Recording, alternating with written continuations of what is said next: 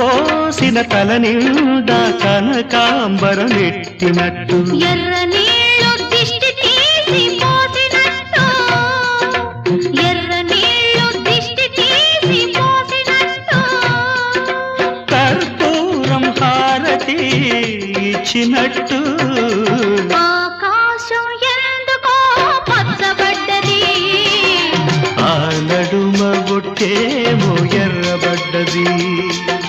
వీచే గాలుల తాకిడి సాగే గువ్వల అలజడి రమ్మని పిలిచే